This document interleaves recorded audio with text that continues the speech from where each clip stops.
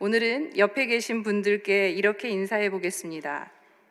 당신은 창조적인 사람입니다. 라고 인사하겠습니다.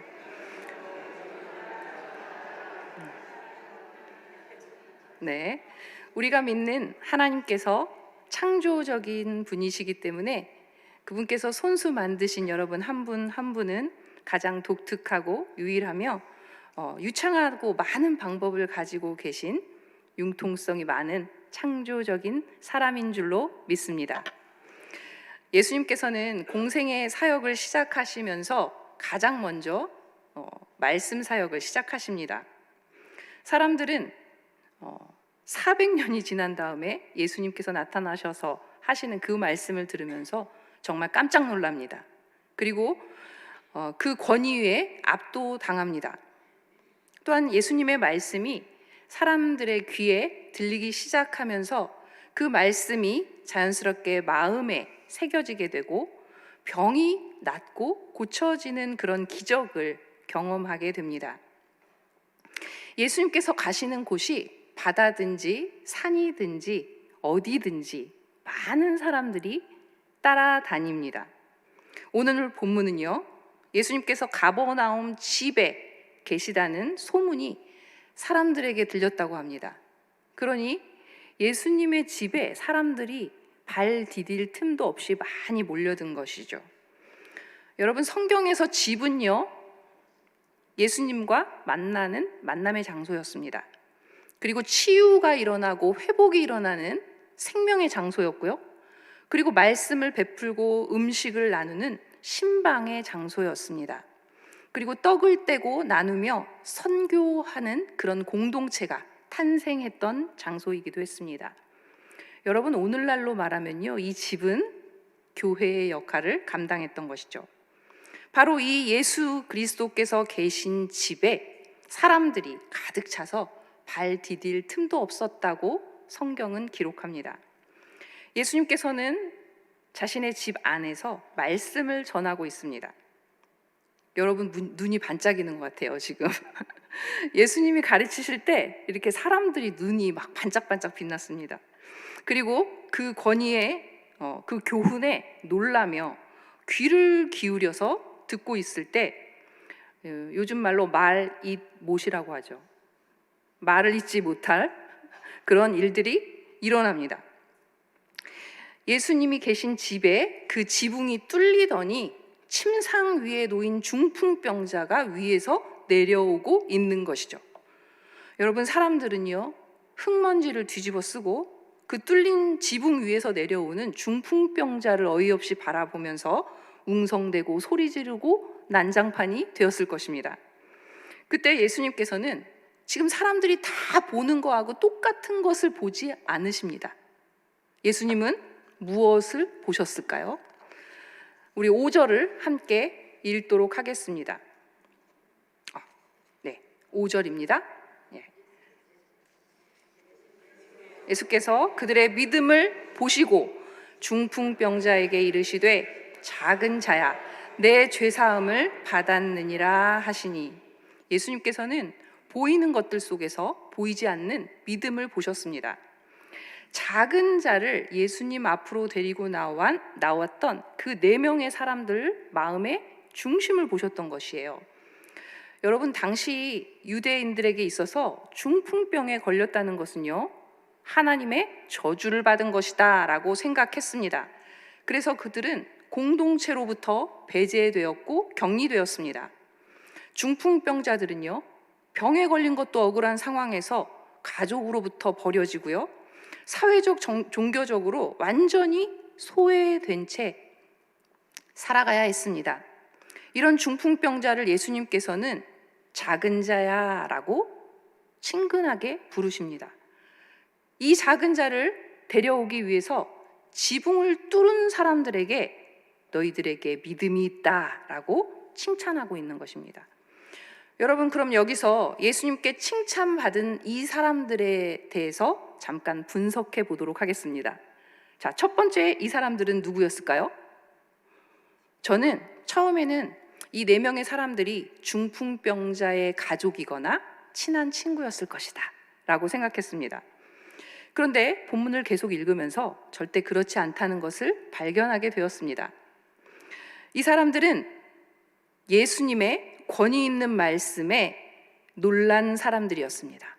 그리고 예수님의 말씀을 듣고 치유를 받은 그 기적의 현장을 목격한 사람들이었습니다. 예수님이 어떤 분인지를 너무나 잘 알고 있었기에, 예수님이 얼마나 능력이 있는지, 예수님이 작은 자들을 얼마나 불쌍히 여기는지, 신성과 인성에 대해서 너무나 잘 알고 있었기 때문에 이 사람을 예수님께로 데리고 오면 분명히 나을 거야 라고 하는 분명한 믿음을 가진 사람들이었습니다. 여러분, 오늘날에도요, 어떤 사람이 이렇게 남을 도울 수 있을까요? 어떤 사람이 교회에서 허드렛 일을 많이 할 수 있을까요? 말씀의 은혜를 받은 사람들이 봉사할 수 있습니다. 사람을 도울 수가 있습니다.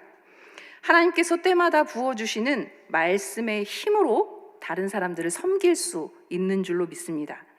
그래서 우리 교회에도 봉사하는 사람들을 보면요, 그 사람들은 굉장히 자주 예배를 드리는 사람들인 것을 보게 됩니다. 그리고 목사님의 신방을 자주 받고요. 그리고 믿음의 사람들과 교제하면서 믿음의 사람들과 자주 만나는 사람들이 봉사도 하고 선교도 하는 것을 보게 되는 것입니다. 둘째로 그들은 행동하는 믿음을 가진 사람들이었습니다. 그들은 자신의 시간을 내고요, 자신의 돈을 드립니다. 그리고 자신의 힘을 다합니다.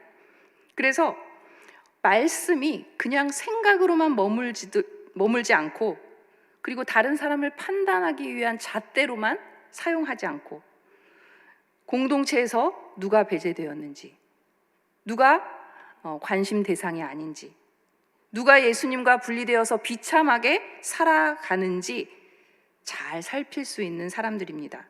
그리고 그 사람들을 위해서 내가 가지고 있는 모든 자원을 사용할 수 있는 그런 행동하는 사람이었습니다. 예수님께서는 그 시대에 작은 자를 진정으로 가치 있게 여기고 자신이 가진 것을 내어주는 행동을 믿음이 있다라고 칭찬해 주십니다. 우리 세 번째로요, 그들은 협력하는 사람들이었습니다. 다시 말하면요, 창조적인 관계성을 가진 사람들이었는데요, 이 사람들은 혼자서는 절대로 할 수 없었던 일을 함께 하는 사람들입니다. 함께 머리를 맞대고 여러 가지 방법을 생각해보고, 그래서 일을 굉장히 쉽게 할 수 있고요, 장벽이 있어도 뛰어넘을 수 있는 그런 사람들이었습니다.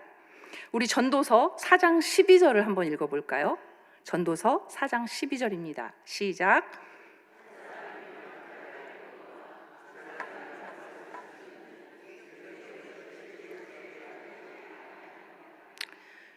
세겹줄은 절대 쉽게 끊어지지 않는다라고 말하고 있습니다. 이렇게 4명이 힘을 합했기 때문에 그 당시 사람들이 당연히 안 된다고 생각했던 그 시대의 관습을 뛰어넘을 수 있었고, 지붕을 뚫고 예수님 앞에 상을 달아내릴 수 있었던 것입니다. 여러분, 오늘날 우리의 교회에도 이런 모습이 정말 필요하지 않습니까? 한 명이 전도하는 것보다 3-4명이 함께 하면 쉽게 할 수 있습니다. 한 명이 새 가족을 관리하는 것보다 여러 사람이 관리하면 더 쉽게 교회에 정착될 수 있습니다. 한 사람이면 쉽게 패할 수 있는 상황과 문제일지라도 함께 생각하고 함께 기도하고 협력하는 공동체가 될 때 우리는 장벽을 넘어 창조적인 하나님의 방법으로 영혼을 구원할 수가 있는 줄로 믿습니다. 여러분, 오늘 말씀을 통해서 또 중요한 원리 하나를 발견할 수 있는데요, 은혜는 어떻게 찾아옵니까? 오늘 성가대가 너무 은혜스러운 표정으로 은혜가 많이 들어간 성가곡을 불렀습니다. 여러분, 은혜는요, 나에게 뭔가 희망이 있고 나에게 능력이 있고 내가 정말 뭔가를 잘해서 나에게 오는 것이 절대 아닙니다. 오히려 나를 사랑해주고 나를 위해 기도해주고 헌신하는 사람들로 인해서 찾아오는 것이 바로 은혜라는 거예요. 그래서 우리는 이 시대에 정말 작은 자들을 위해서 함께 기도하는 사람들이 되어야 합니다. 여러분, 그러면 이 시대의 작은 자는 누구입니까? 하나님은 우리가 다 하나님께로 가까이 오기를 바라세요. 그리고 모든 사람을 부르십니다. 그런데 사단은요, 누군가 배제되어서 공동체 밖으로 나가기만을 바라는 거예요. 여러분, 태초의 아담과 하와를 하나님의 영역 밖으로 내쫓은 사단은요, 지금도 우리 삶 가운데 동일하게 역사합니다. 어떻게 해서든지 하나님의 영역 밖으로 내쫓기 위해서 온 힘을 다하고 있는 거예요. 여러분, 우리만 온 힘을 다하는 게 아니라 사단도 온 힘을 다하고 있습니다. 하나님으로부터 분리되어서 하나님의 영역 밖으로 쫓겨난 이 사람들을 작은 자라고 생각해 볼 수 있습니다. 하나님께로부터 분리되었기에 그들은 약해지고 슬픈 자들이 되었습니다. 하나님께로부터 격리되었기에 그들은 추하고 부정한 자가 되었습니다. 그리고 병들고 시들어가는 인생이 되고 있는 것입니다. 그래서 우리는 하나님의 영역에서 쫓겨난 자들에 대해서 관심을 가져야 하는 것이죠. 저는 얼마 전에 장로의 신학대학교 기독교와 사회대학원 상담심리학과에서 공부하고 있는 한 탈북민 여성을 만났습니다. 그녀와 교제를 하게 되면서 북한 가정에 대한 실상을 듣게 되었는데요. 자신의 어머니가 고등학생이 된 자신의 언니, 그 딸에게 성매매를 시키면서 돈을 벌어오라고 강요하였다고 합니다. 그런데 처음에는 10만 원이었는데 점점 더 많이 벌어와라 라면서 그 액수가 점점 늘어났다고 합니다. 그래서 이 자매하고 둘이 북한을 탈출합니다. 그래서 이 자매는 남한으로 들어오게 되었고 그 언니는 미국으로 들어가게 되었는데요. 이제 겨우 30대 정도가 된 이 자매가 70세가 넘는 노인과 결혼해서 미국에서 살고 있다고 하는 이야기를 듣게 되었습니다. 여러분, 이뿐만이겠습니까? 대부분의 여성들이 일정한 나이가 되면요, 미모가 탁월한 여인들은 일찌감치 뽑혀서 기밀성 바지로 추출되어서 집을 나간다고 합니다. 이들은 사랑받아야 될 가족과 사회로부터 분리되어서 혼돈의 장소로 추방되듯 쫓겨나서 배제된 자로 살아가야 하는 북한의 작은 자들의 실상인 것입니다. 여러분, 코넬리우스 플랭팅가라고 하는 사람이 하나님의 창조 행위를 분리하기와 결합하기로 말하고 있습니다. 처음에는 땅이 혼돈하고 공허했다라고 말합니다. 우주의 모든 것이 마구 뒤섞여 있었다. 그런데 하나님은 여기서 창조적 분리를 시작하셨다고 말합니다. 사실 성경을 읽어보면요, 모든 것이 분리되었다는 용어가 나옵니다. 하나님께서는 어둠으로부터 빛을 분리해냈고요. 그리고 밤으로부터 낮을 분리해내십니다. 그리고 땅으로부터 물을 분리해내셨고요. 땅에 다니는 것으로부터 바다 생물을 분리시키십니다. 동시에 하나님은 결합하십니다. 그분은 청지기이자 돌보는 존재로 사람을 다른 피조물과 결합시키십니다. 그리고 자신의 형상을 지닌 사람을 하나님 자신과 결합시키십니다. 그리고 사람들이 서로를 온전케 하는 보완자로 서로 결합하게 하신다라고 코넬리우스 플랭팅가는 창조를 분리하기와 결합하기로 말하고 있습니다. 미하엘 벨커라는 사람은 창조를 이렇게 말합니다. 창조는 상호 의존의 관계망을 형성하고 유지하는 것이다. 우리 함께 읽어볼까요? 시작. 창조는 상호 의존의 관계망을 형성하고 유지하는 것이다 라고 말하고 있어요. 우리는 옆에 있는 타자로부터 분리된 존재입니다. 그런데 동시에 연결되어 있고요. 구별되는 동시에 우리는 관계를 긴밀하게 맺고 있어요. 우리의 정체성을 표시하는 경계는요, 장벽이 되기도 하지만 다리가 되기도 한다는 것을 알게 됩니다.